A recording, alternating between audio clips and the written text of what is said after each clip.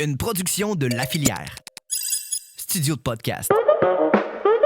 Salut, moi c'est Anta. Moi, c'est Colette. Moi, c'est Rocio.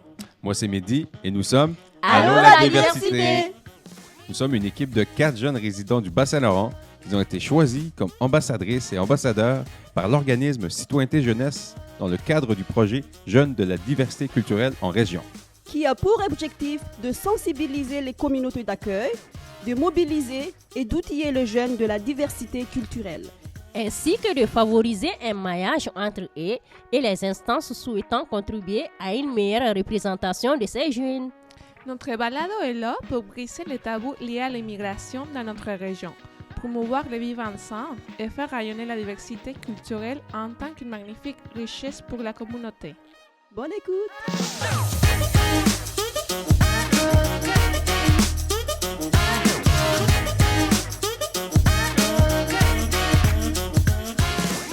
Bonjour tout le monde, chers auditeurs. Bienvenue au balado Allô la diversité. Je m'appelle Colette, je viens de Madagascar. Aujourd'hui, je suis accompagnée de ma co-animatrice Anta. Hey, allô Anta. Allô, bonjour Colette. Ça va bien? Oui, ça va et toi? Ah oui, ça va très bien avec mon petit déjeuner brunch, imagine-toi là. mon Dieu. Parce que chez moi, là, on mange du riz le matin, du riz le midi, du riz le soir. Mais aujourd'hui, c'est vraiment spécial. Là. Mais mon chum m'a fait un brunch. C'est typiquement québécois. Ah, c'est comme Tu les es Japonais, les Japonais qui mangent du riz. Tu es chanceuse, ma chère Colette. Ouais. J'espère que tu en as bien profité. Oui. Alors, aujourd'hui, on a une invitée spéciale. Ah, mon Dieu. Inspirante, extraordinaire. Ah, Je non. ne sais pas quoi dire là, mais elle s'appelle Elaini. Elle vient du Brésil. Allô, Elaini? Allô, merci pour l'invitation, les filles. Oui, je viens du Brésil. Ouais. Ça fait 5 ans cette année. On est arrivé au octobre de 2018. J'étais arrivée avec ma famille. Et ma famille, mon mari, 5 enfants. 3 enfants. 3 enfants. Ouais, non, c'est pas 5 enfants. 5 enfants, c'est aujourd'hui à la maison. Et oui, on est arrivé en octobre de 2018. Et on est arrivé pendant un peu pas de chaleur. Hein? OK, c'était vraiment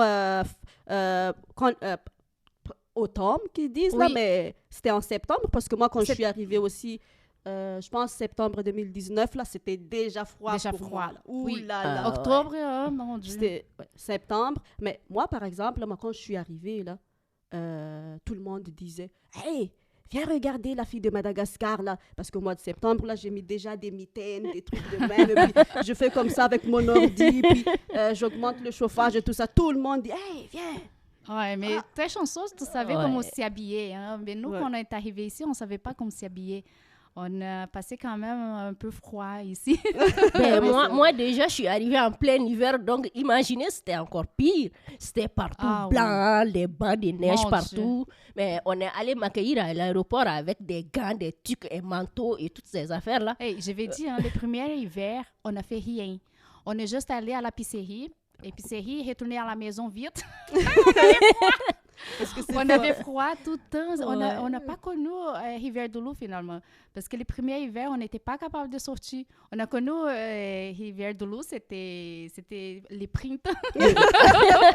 En tout cas, Donc, en hiver, vous étiez presque en hibernation, disons. Oui, c'est ça. Oui. c'est vrai. Parce que en fait, ici, en fait, il y a le printemps, il y a 4 saisons. Mais parce que chez moi, il y a juste 2 saisons. Là, il y a la saison de pluie, la saison fraîche, et puis c'est tout. Moi aussi, je connais pas ça. Mais il n'y a pas l'hiver chez vous? Non, il n'y en a pas. Il Ok. n'y a pas de neige. Là, c'est ici que j'ai touché la Ouais. neige. Waouh!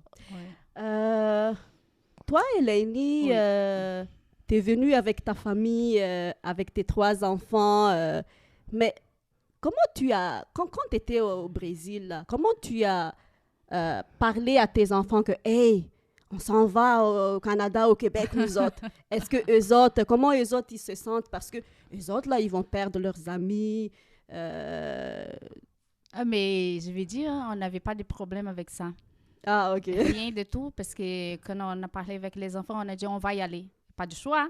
Ouais. Mais oui, ils étaient hâte de venir ici. Ça, Ok. c'était pas le problème. Le problème, c'est quand on arrive ici et qu'on passe le temps, et la famille manque, hein, les enfants. Surtout les enfants. OK. Ouais. Ben, disons déjà, votre projet de vous installer ici au Canada, est-ce que c'était quelque chose qui était réfléchi, préparé, ou bien c'est une opportunité qui s'est présentée à vous et puis vous avez dit, oh là là là là là, on saute sur ça et Ben, vous en avez profité? Ben, nous, hein, c'était Gabrielle, et c'était une surprise, la plus petite. Et quand elle est arrivée, j'ai dit à mon mari, écoute, tu vas trouver un job ailleurs. Lolo, on va parler comme au Québec. C'est toi qui lui as dit ça, c'est toi qui lui as dit ça. J'ai dit à lui, parce qu'on n'est pas capable de payer 3 écoles privées, c'est cher Ouais. là-bas. Mm. En plus, C'est au Brésil, santé, ça? Assurance, oui, Ouais. assurance maladie, on a besoin de payer. C'est cher aussi. Et je me suis dit, ben, on va sortir d'ici parce que je voudrais donner la qualité d'éducation pour tout le monde, pour les trois. Mhm. Et quand Ok. Gabriel est arrivé, j'ai dit, hey, on va sortir d'ici. C'est ça. c'est vrai. Il est sorti d'un job qu'il travaillait pendant 18 ans. Et Wow. pour aller chez Primetech, parce que c'était chez Primetech qui a donné la chance de sortir du pays. Et c'est ça. Et on a resté chez Primetech pendant 1 an, pendant que tous les papiers restaient prêts. Et c'est ça. Et on est venu ici à cause de ça. Mais C'est sûr Dis- que... c'est ça, hein, disons, est-ce que ça vous a pris combien de temps à toi et à ta famille depuis le début des démarches jusqu'à votre arrivée? Ça vous a pris combien de temps, tout le processus, la durée? C'était pas vraiment long parce que c'était à cause d'une entreprise, hein, qui a fait la démarche. C'était 6 mois, je pense. 6-7 mois. Mais pour nous, hein, c'était long. Parce qu'avec... Parce qu'on était hâte. Parce qu'avec le démarche d'immigration, en fait, il faut faire la visite médicale, Oui. il faut demander le visa, il faut demander le permis de travail. Donc, c'est quand même une étape après l'autre pour vraiment pouvoir Oui. venir là avant d'acheter un billet d'avion. Mais je pense que toi, Eleni, t'as été infirmière au Brésil. Oui. Et tu es venue ici aussi avec un 0 français. Oui. Là, je suis chapeau, là, parce que là, en ce moment-là, tu parles très bien Ah, mais français. non. Mais Ah oui, comment c'est tu as vrai. appris le français? Oui, moi, j'ai commencé à apprendre le français au Brésil, mais c'était pas assez. C'était juste une fois par semaine. Quand j'étais arrivée ici, c'est comme, oh mon Dieu, c'est quoi ça? J'ai rien appris finalement. Mais c'est pas la même chose. Hein. C'est comme les accents, c'est différent. Moi, j'étais pas capable même de parler. Ah oui? Ouais, mais c'est ça, j'ai commencé à faire la francisation avec ma professeure Kathleen, Madame Kathleen, très bonne professeure. Hein. La francisation, c'était merveilleux pour moi. J'avais hâte d'aller à l'école parce que j'avais Ok. un bon professeur. Ouais. Un bon Ça professeur. motive, hein? Oui, ça motive. Et moi, j'aimais beaucoup le français. Hein. Et quand j'ai tombé d'amour pour les Français, la première fois que j'ai écouté la musique des As, hein, j'ai tombé d'amour pour les Français. Quel genre de musique? Est-ce que c'est de musique québécoise comme c'était quoi? Il fait frais ici, avec jeans C'est bleus. quand tu as été, hein. Cowboy Frigant, hein, je pense. Oui, c'est cool. Ouais, OK. Mais Et, c'est ça. C'était avec la francisation, finalement, que j'ai appris beaucoup de choses, même des activités d'hiver, hein, parce que dans mon pays, il n'y a pas d'activités d'hiver. Mhm. Mais j'ai appris le français, c'était avec la francisation. Au début, c'était pas beaucoup, c'était 1 fois par semaine aussi, parce que quand j'étais arrivée ici, Gabriel avait 1 an, il n'y avait pas de garderie. Donc, tu es c'est pas restée à la évident. maison. J'ai resté à la maison avec Gabriel tout le temps. Et moi, je pouvais y aller les soirs, que mon mari était là avec les enfants, je pourrais sortir pour faire la francisation. Mais c'était lent. C'était long. Ça a pris combien de mois, en fait? Mais pour apprendre, Oui. je vais dire, hein, si je me souviens J'ai été invitée pour un, comment ça s'appelle, documentaire Oui. Ok. 2019. J'étais arrivée ici en 2018. 2019, j'ai mélangé un peu anglais avec, avec français encore. Ouais. Oui, parce que c'était pas assez encore le Ouais. français. Parce que quand j'ai participé à des documentaires que j'étais invitée, mon Dieu. Ça a C'est trop vrai mélangé. que le français, c'est très subtil, hein, ça prend beaucoup de temps pour le maîtriser. Mais oui. est-ce que ces cours, c'était des cours individuels ou bien collectifs? C'était collectif, mais c'est important aussi d'être collectif Mm. parce que tu connais les personnes là-bas. Il y a la Parce que- diversité. Mais Ouais, oui. Et puis, vous pouvez échanger. Ouais. Mais c'était pas juste la francisation. La francisation m'aidait, mais aussi s'intégrer dans la Ouais. communauté, sortir pour faire des choses. Ça m'aidait aussi. Même que j'ai resté à la maison, j'ai essayé de sortir pour voir personne, pour participer des choses, Ouais. même avec l'immigration. C'est sûr que, parce qu'avec la francisation, l'école le cours que tu as suivi, tu as rencontré quand même des gens de diversité. Je ne sais pas si tu as rencontré des malgaches, là, mais il y avait des gens. Et puis, ça t'a permis aussi, en fait, de socialiser avec des gens. Oui. Aussi de Oui. faire des activités aussi, je pense. Il y a Mais des oui. activités que Mais autres, oui. oui. Mais oui. Il Ouais. y a, mais moi, j'ai des amis, des bons amis, des meilleurs amis à cause des francisations. Ok. On s'y parle toujours et c'est comme la famille proche. Hein. Et Ouais. c'est des immigrants aussi. On est on sent tous les mêmes C'est choses. le même C'est tout, vécu, oui, c'est les ça. mêmes histoires parfois. Oui. Hey, je suis vraiment... ça titille, en fait, ma tête, là. C'était comment quand tu es arrivé, mettons, quand tu vas à l'épicerie avec 0 français? Hey. Comment tu as fait ton épicerie, en fait, là? Parce que quand tu vas à l'épicerie, mais tu as quand même besoin d'un minimum français. Parce que là, je pense, il y a 2 semaines, je suis allée au Super C. Ben, j'ai Oui. vu quelqu'un, là. Mm. Puis je l'ai approchée parce qu'elle ressemble comme une malgache. Puis j'ai dit, Mhm. hey, est-ce que tu es malgache? Mais elle m'a répondu avec elle est espagnole, en fait. Mais moi, je connais zéro espagnol. Puis elle m'a dit un mot espagnol. Puis j'ai dit, t'es pas malgache? Puis, ok, parce que je lui ai dit, je savais pas que tu étais malgache, mais est-ce que tu as besoin d'aide et tout ça? Est-ce que tu parles anglais? Elle parlait pas aussi l'anglais. C'est pour ça que je pose la question, parce que je pense que c'est vraiment un défi aussi, là, de Ah oui. vraiment... Oui. Ah oui. Au Mais- quotidien, surtout quand on ne maîtrise pas la Mais langue. au début, on ne va pas partout y où on aller va. avec les dictionnaires. Mais oui, on va y aller des fois et on va demander à la personne, écoute, est-ce que tu comprends ça? C'est quoi ça? Je peux trouver ça où? Avec les cellulaires. Mais oui, on va parler en anglais. Au début, c'est en anglais. Mhm. Mais c'est plus les jeunes qui vont parler avec toi en anglais. Mhm. Et dans l'épicerie, il y a plusieurs personnes qui sont plus âgées. Et j'avais un peu de difficulté parce que des fois, il n'y a pas de patience. Ouais. Oui, c'est vrai. Ça, c'est vrai. Mais ce n'est pas toujours. Il y a beaucoup de personnes qui sont gentilles, hein, qui vont t'aider. Et c'est correct. En dehors du cours de francisation, qu'est-ce que d'autre a facilité vraiment ton intégration? Ben moi, après Gabriel a commencé à aller à la garderie, hein, à OCPE. Moi, j'ai commencé à faire du bénévolat. Oh. Et j'ai commencé avec la popote roulante et les transports médicaux. Ok. Et c'est presque au début de Covid, hein, 2020. On a besoin d'utiliser la masque tout le temps. C'était un peu difficile. Un peu difficile Ouais. pour comprendre, hein, surtout les personnes âgées qui parlent. Mais là, tu sais déjà parler français dans ce temps-là. Oui, Ah, OK. mais pas vraiment. Je connais pas tout, hein. Écoute, c'est pas la même chose qui restait comme les enfants dans une école tout le temps, toute la journée. C'est pas la même chose.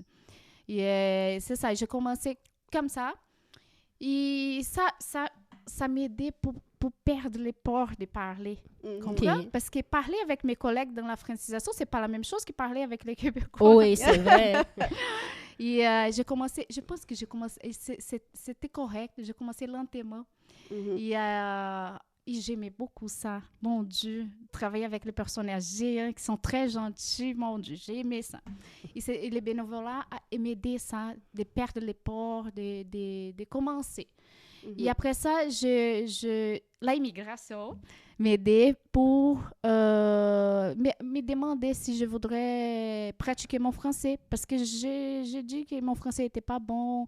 Je ne suis pas sûre que je suis capable de travailler. Je juste une précision. Là, tu avais déjà suivi le cours avec ta professeure déjà, là. Oui, mais c'est une fois par semaine. Ah oui, c'est vrai. Une fois par semaine. Et c'est ça. La personne d'immigration, elle m'a demandé si je voudrais parler avec quelqu'un et pratiquer mon français. Ouais. Et j'ai dit oui, c'est sûr que je voudrais. Je vais prendre ça, Oui, là, c'est parce ça. que c'est comme une opportunité pour moi de Ouais. pratiquer. On a commencé à s'y rencontrer. Et j'ai commencé à s'y rencontrer avec la personne dans les parcs urbains. OK. Ouais, parce que c'était le COVID encore. On ne peut pas s'y rassembler Avec les masques. chez nous. Oui. Et un jour, c'était là que finalement, c'était la médecine des maisons palliatives. Ah. Et un jour, elle a envoyé un message et elle a demandé, Hélène, est-ce que je veux travailler comme préposé aux bénéficiaires ici, à la maison palliative? Il y a des places pour un fin de semaine sur deux. Et j'ai dit, oui, je voudrais. Et c'est ça, j'ai commencé j'étais allée parler avec la boss. Et j'ai pas parlé beaucoup français. J'étais stressée. J'ai plus ri. Mais ma boss a dit, Hélène, tu peux commencer la semaine prochaine? J'ai dit, oui. Et ça a bien été quand même l'entrevue. J'ai commencé une fin de semaine sur deux. Mais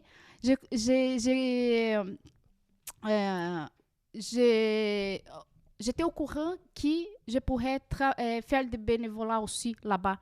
Et j'ai commencé 3 fois par semaine et une fin de semaine sur deux travailler.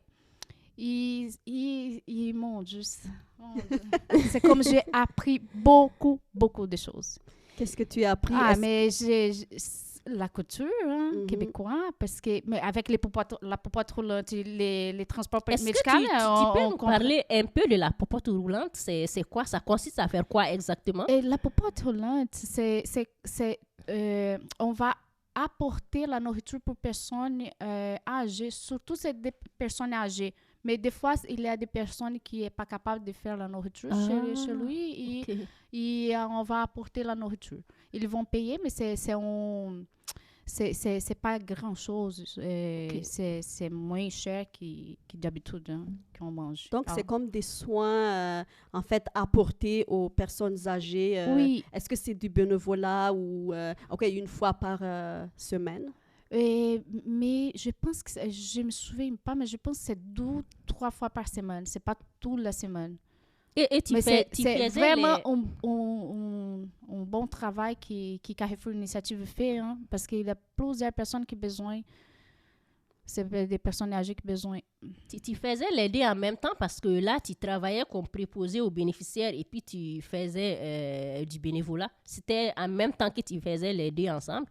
Mais tout demande les transports médicaux et la popote roulante. Finalement, j'ai arrêté après. Tu as arrêté? J'ai arrêté parce que moi,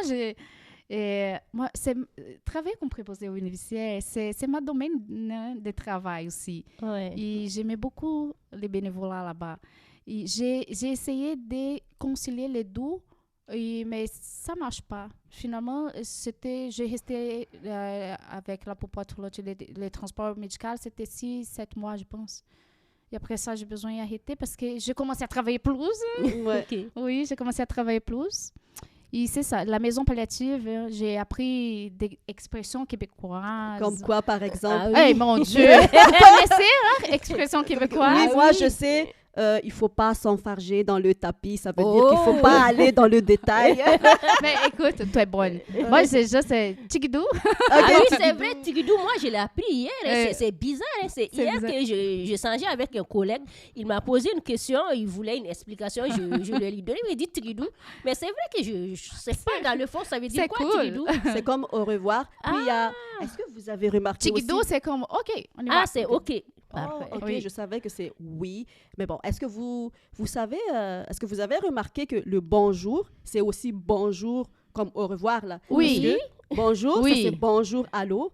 Mais quand tu parles avec la personne, après ça, quand il quitte, bonjour. Bonjour encore. Oui, bonjour, c'est au revoir. Et allô aussi, c'est... Mais j'ai oui, appris c'est ça avec le temps, hein, parce que moi, je ne ok. savais pas aussi non plus. C'est comme Lolo. Eh, mon Dieu. Au début, j'ai commencé à faire les liens des phrases avec Lolo. Je dis, ça ne marche pas. Qu'est-ce que c'est, Lolo? Ok, c'est là. Mais l'autre, c'est hey, boy, boy. Ah oui, hey, boy. Ok. Alors, toi, tu étais infirmière chez toi, au Oui. Brésil. Là, tu travailles dans le travail de tes préposés bénéficiaires. Là, tu Mhm. travailles pour les soins palliatifs. Ça rapproche un peu quand même ton domaine. Oui. Est-ce que... Mais ça, je vais dire que c'est pas la même chose. Mais c'est quoi la ça approche. différence? Ok, ça. Parce que là-bas, au Brésil, je travaillais comme infirmière, je travaillais plus dans la gestion. Ouais. Ici, je travaillais et c'est plus proche des patients. Hein? On va... Ben, moi, je ne savais pas, mais maintenant, je sais comment changer une culotte d'une personne adulte, hein, d'une personne âgée. Mais avant, je ne savais pas, par exemple. On avait avec des barbouillettes parce que Mais des oui. barbouillettes, chez nous, ils n'existent pas. Mais nous, non, quand on se non, lave, c'est là, ça, on oui. se lave avec les mains. Oui. Mais quand je suis arrivée ici, là, on m'a donné des barbouillettes. C'est quoi ça? C'est quoi ça? Je fais quoi avec ça? C'est comme un mouchoir, ça, pour moi. Ouais, là. c'est ça. En tout cas, Mais oui, imagine-toi pour amener la personne au bain, hein, dans un baignoire, c'est correct. Hein. Au Brésil, il n'y a pas beaucoup de baignoires, hein. C'est rare. Mais j'ai appris ça. Mais quand l'infirmière dit, Hélène, tu as besoin d'aller faire la toilette de madame. J'ai dit, ah oui. Bon, j'ai pensé, ben, peut-être c'est simple, hein. Mais Non. moi, j'ai jamais... Personne m'a fait pratiquer la toilette. Quand j'étais arrivée dans la chambre de la madame, j'ai dit, hey, madame, c'est la première fois que je vais faire la est-ce que tu toilette. étais stressée ou... Non, j'ai juste dit, hey, je sais pas comment faire la toilette, mais ça va bien aller. Tu vas m'aider. mais j'ai dit ça parce que je savais que la personne était très gentille. Hein. OK. Et ben, elle m'a aidé à faire des choses. Elle a dit, Eleni, cherche ici la bassine. Et ça, c'est des barbouillettes. Je vais me nettoyer, je vais m'asseoir ici. Et c'est ça, il cherche les bacs et on va commencer. Et à la fin, je dis, écoute, on va laver les cheveux. On va laver les cheveux. Elle a dit, non, elle a fait un beau sourire aussi. Non, on va faire des mains. Et après ça, j'ai compris. Quand on va faire la toilette, on ne lave pas les cheveux. Ah oui? C'est bien. Ça se passe comment? Chez nous, on s'y lave tous les jours. On va y Ouais. aller à la douche tous les jours. On ne s'y lave pas avec des barbouillettes. Ouais. Ça, on va faire ça à l'hôpital. Et même à l'hôpital, on ne va pas laver et jeter. On va vraiment jeter l'eau. Non, en fait, moi, chez moi, là, il n'y a pas de barbouillette. On ne se lave pas comme ça, mais c'est avec une éponge. On met du savon dessus, on se gratte la peau, là. On se gratte vraiment la peau avec, et ça se fait 2 fois par jour. Minimum, on prend 2 bains par jour. Fait que Ouais. ça fait une différence. Mais c'est ici. correct aussi. Hein? C'est correct aussi avec les barbouillettes. Oui. C'est bon, nettoyer. Hein? Je pense que c'est confortable. Oui, c'est vrai. Surtout Ouais. avec les personnes âgées qui sont un peu plus fragiles quand même. Oui. C'est indiqué. Mais Ouais. je trouve ça vraiment, en fait, intéressant, en fait, que de savoir, en fait, ton interaction avec, au moment que toi, tu laves et tout ça, là. C'est quoi ton interaction avec les personnes âgées? Est-ce que, avec le français aussi, là, est-ce que... C'est ça que j'ai dit. Hein, au début, c'était difficile. C'est surtout avec les personnes âgées qui parlent et plus... je ne sais pas comment parler ça en français, mais parles dedans, c'est comme... Oui. Ça, c'était difficile, mais toujours demander, dire, écoute, j'ai pas compris, est-ce que vous pouvez parler lentement? C'est comme ça. C'est vraiment un C'est- défi. c'est hein. comme ça. Ouais, Oui. effectivement. Ouais. Mais Moi, je voudrais savoir, le fait de travailler dans une maison de soins palliatifs, là, c'est quand même particulier. Personnellement, moi, j'ai travaillé dans un CACLD avec des personnes âgées aussi, souvent malades. On finit par s'attacher à elles.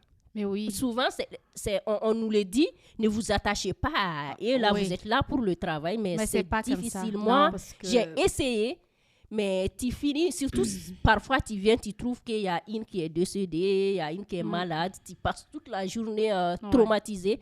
Comment toi, tu as vécu tout ça? Écoute, moi, j'ai tombé d'amour pour la maison palliative. Hein. Soins palliatifs, j'ai tombé d'amour pour ça. C'est sûr qu'au début, c'était pas facile à cause des Français et à cause de... Parce qu'au Brésil, il n'y a pas de médicaments à mourir, par exemple. Et il n'y a pas de soins palliatifs. Et à la maison palliative, c'était un peu difficile. On va s'attacher. Ouais. Mais ça, c'est c'est sûr sûr. qu'ils ont besoin de faire un blocage, c'est ça? On a besoin de bloquer. Ouais. Mais ça va venir avec le temps. Et oui, ça a pris du temps pour moi. Plusieurs fois, j'étais allée aux toilettes pour pleurer. Hein. C'est normal. Oui, c'est vrai, ça arrive. Hein, ça arrive. C'est normal. Mm. Mais après le temps, tu vas commencer à s'y bloquer. Et tu vas s'habituer aussi avec l'ambiance, tout ça. Ouais. Mais des fois, quand tu es plus... quand tu connais plus la personne, tu vas y aller plusieurs fois dans la chambre et la personne est très gentille. Et c'est ça. C'est difficile de ne pas attacher. Hein, si t'es ouais, ça, attaché. c'est sûr, parce qu'il y a le contact humain et tout ça. En plus, Même, parce qu'on est préposé aux bénéficiaires, on est ouais. tout le temps avec eux. C'est complètement différent quand je suis infirmière, qu'on va y aller, mais on ne reste pas beaucoup de temps. OK. C'est vraiment différent. C'est pour ça que j'ai tombé d'amour hein, avec la profession des préposés aux bénéficiaires aussi. C'est vraiment beau. C'est comme si on vient à l'ancien, hein, quand la profession d'infirmière a commencé, c'était comme ça. Aujourd'hui, ça s'est paré un peu, mais c'est ça, c'est beau. C'est beau. C'est sûr que c'est spécial parce que chez moi, à Madagascar, on n'a pas des maisons de retraite, Mhm. maisons palliatives. Les personnes âgées chez nous, ils restent chez Restent nous chez- à la Oui, maison. c'est vrai, elles restent C'est à les- la maison. Oui, c'est les enfants qui s'occupent, là, mais c'est vraiment spécial. C'est ça, la diversité. Mais Ouais. je reviens avec... Parce que toi, tu étais infirmière, là, avant. Ouais. Là, quand tu es arrivée au Québec, tu peux pas, en fait, entreprendre ou faire le travail d'infirmière. Parce que est-ce qu'il faut faire des études Oui. ou est-ce que... Oui. Moi, j'ai commencé à faire la équivalence avec l'ordre des infirmières. J'ai Ok. envoyé mon papier, c'était tout correct. Et j'ai commencé à faire mon mise à jour comme infirmière. Parce que comme ça fait plus que 5 ans que j'ai arrêté de travailler, il faut retourner à faire une mise à jour. Aux Ok. études, faire une mise à jour. Tout le monde, c'est comme ça ici au Québec. Si tu arrête de travailler plus que... Maintenant, c'est 4 ans. Je pense que le ministre de la Santé a changé ça. OK. C'est 4 ans maintenant. Et il faut retourner aux études. Ok, donc, Ouais. en ce moment, tu es aux études. Oui, je suis Ah, à Québec. Oui, je suis à Québec. Je vais finir septembre. Mais la là, fin de septembre. Quand tu finis les études, là, ta mise à jour, est-ce qu'il y a un examen à faire pour être confirmée infirmière ou tu Oui. passes directement Mais infirmière? même mon cours, mon mise à jour, il y a d'examen. Il y a d'examen, oui, mon Dieu. C'est l'examen et tout. Ça va aller. Si je n'ai pas réussi l'examen, je ne peux pas finir mon cours. Et je ne peux pas, après, faire l'examen de l'ordre. Et l'examen de l'ordre et l'examen de français dans ma profession. Mhm. Il faut faire les deux. Donc, il y a le français aussi qui compte aussi, Oui. en fait. Là, c'est vraiment un beau défi, là. Ouais. Mais avec ça, là, qu'est-ce que tu as appris de ton parcours? De tout ce qui s'est Oui. arrivé avec moi. Oui. Mais écoute, moi, j'ai appris beaucoup de choses. Je suis Ouais. fière de tout ce que j'ai fait ici. Hein. Depuis des débuts, de rester à la maison avec ma fille. C'était la première fois que j'ai vraiment arrêté de travailler parce que toujours j'ai travaillé. c'était comme un défi pour moi aussi. Après ça, s'intégrer et commencer à travailler, savoir faire comme québécoise, c'est différent. Je suis de faire le bénévolat, hein, de perdre le port, de sortir de la maison, parler en français. C'est tout ça, je suis fière de ça. En tout cas, c'est vrai, elle a un parcours vraiment inspirant, extraordinaire, surtout vu que toi, tu travaillais là-bas, tu as été obligé de rester. En fait, c'est comme si à chaque fois, c'est des défis que tu as dit relever, quoi, en fait. Oui. Et tes enfants aussi là-dedans, eux autres. Et les autres, là, comment toi, tu vas transmettre, en fait, cette culture, parce qu'il y a 2 cultures maintenant, là, la culture brésilienne, la culture ici, là. Donc, eux autres, comment toi, tu transfères quel genre? Mais c'est à la maison, à la maison. C'est parce qu'ils vont apprendre la culture québécoise à l'école. Oui. Et à la maison, on va parler en portugais et on va... Et mes enfants, quand même, déjà connaissent quelque chose du Brésil. C'est juste Gabrielle qui ne connaît pas. Mais oui, on va écouter la musique brésilienne, on va danser comme brésilien, on va manger brésilien. Oui, c'est ça. Ça, c'est bien. Oui, c'est vraiment super. Mais en tant que jeune de la diversité culturelle, quel conseil, en fait, suggères-tu pour les nouveaux arrivants qui veulent venir s'installer en région? Oui. Bon, moi, la langue française, hein, c'est très important. C'est pas que tu vas pas réussir si il n'y a pas de français quand tu arrives ici. Oui, tu vas réussir, mais c'est long. Ouais. Et il faut apprendre quelque chose avant et essayer de maîtriser la langue française. C'est important, c'est le respect aussi, on habite ici. Hein? Ouais. Oui, c'est ça. C'est la langue française, on va apprendre. On va écouter la musique française, québécoise, on va voir les nouvelles en français québécoises. Oui, c'est ça. On va écouter les films en français. Oui, c'est ça. Oui. Et autre chose, c'est essayer de s'intégrer. Hein. C'est important d'avoir des amis. Amitié, c'est très important parce que il n'y a pas de famille ici proche. Hein, et c'est les amis qui vont t'aider quand tu as besoin. Ouais. Et c'est très, très important ça. Et d'être ouverte aussi, je pense aussi. Ouais. Oui, fait partie de la communauté aussi. Hein. C'est pas juste rester à la maison. Sortir, mais c'est important pour les enfants aussi. Les enfants aiment beaucoup rencontrer des autres enfants, jouer ensemble. Surtout, c'est important. Ils s'intègrent plus facilement quand même. Oui. Et l'autre chose, attention avec l'argent. OK? Parce qu'on savait pas, on savait pas demain qu'est-ce qui va s'arriver. Moi et mon mari, on a arrêté 2 mois parce que les visas étaient expirés. C'était pas notre faute, mais ça s'est arrivé. Il faut planifier toutes les choses pour que quand ça s'arrive, tu es bonne quand même pour gérer tout ça. Autre chose, peut-être faire des activités d'hiver. Hein? Sortir de la maison pendant l'hiver. Parce que nous qui venons d'autres pays, qui c'est plus chaud que Canada, on ne sort pas pendant l'hiver. Hein? Les premières, je n'ai pas sorti. Mais quand même, on a essayé d'apprendre le patin, de faire ski des Alpes, ski de fond. On essaie de faire toutes les activités ici au Québec et pendant l'hiver pour sortir et pour s'amuser. Et c'est important l'hiver parce que sinon, la dépression vient. Hein? Ah oui, c'est vrai. C'est important. Et la vitamine D aussi, c'est important. Il faut apprendre. On ne peut pas négliger plusieurs personnes qui arrivent ici, qui sont immigrés, et négliger la vitamine D. C'est très, très important. Ça, c'est sûr, parce qu'on vient du pays chaud. C'est pas tout le monde qui savent de ça. Hein? C'est important. Eh bien, comme moi, je ne le savais pas. Merci, je vais aller l'apprendre. C'est important. Et aussi, respecter les valeurs et la culture québécoise. On a changé de pays, c'est pour quelque chose, il faut respecter. C'est ça. Merci, Eléanie. Merci à vous pour l'invitation. Vraiment, j'espère un jour retourner ici, parler un peu des autres affaires. C'est sûr, c'est sûr. Vraiment, Eléanie, tu es une femme avec un parcours inspirant, qui a de la drive à Titi, comme on le dit ici au Québec. Drive en titi. Là. Oui, c'est ça. Donc, moi, je vais dire au revoir dans ma langue nationale, une langue du Mali qui s'appelle le Bamanaka. Aonitie, Kambe. En malgache, je vais parler malgache, ça veut dire Veluma, en Manarakainjay, ça veut dire que au revoir, à la prochaine fois. Mais dans ma langue portugaise, on peut dire adeus, que é adieu, et on peut dire tchau aussi. Et à la prochaine, até mais. Vous avez écouté Allô la diversité. Ce projet est rendu possible grâce à la participation du ministère de l'Immigration, de la Francisation et de l'Intégration. Une série produite par la filière Studio Podcast.